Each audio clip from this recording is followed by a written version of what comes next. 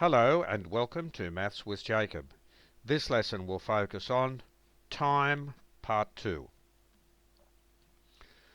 Following on from the previous video, we can use a clock or watch to tell the time. A clock normally hangs on a wall. We wear a watch on our wrist. A wall clock similar to this one is found in many houses. Such a clock is stylish and adds a touch of class to any home. Wristwatches are beautiful accessories and are an essential item for anyone who has a significant dependence on punctuality or timetables of any description. Let's look at some units of time. The first one, let's look at seconds and see how these units of time apply in real life. Seconds represent a very small period of time, and there are 60 seconds in a minute. Seconds are used in many areas in real life. Athletes who run the 100 metres and 200 metre races, for example, have their times shown in seconds. Minutes.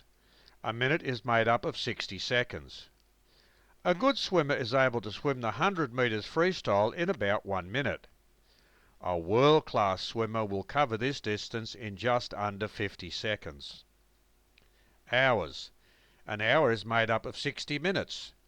If you were to walk about 6 kilometres, it would take about an hour. 2 keenly contested sets in a tennis match could take about an hour. Days. There are 24 hours in a day. The Earth takes 24 hours to make one full rotation around its axis. It is quite a long period of time when you consider that in one day you wake up, have breakfast, and make your way to work or school. You may be retired, or you may spend your daylight hours doing whatever you want. During the evenings you have dinner, watch TV and go to sleep. When you wake up, it all starts all over again. Weeks. There are 7 days in 1 week. A week normally consists of 5 working days and 2 days which make up the weekend. Here we relax and engage in enjoyable activities with our family and friends. Years. A year consists of 52 weeks, and it takes this long for the Earth to orbit the Sun. Birthdays are normally celebrated once every year.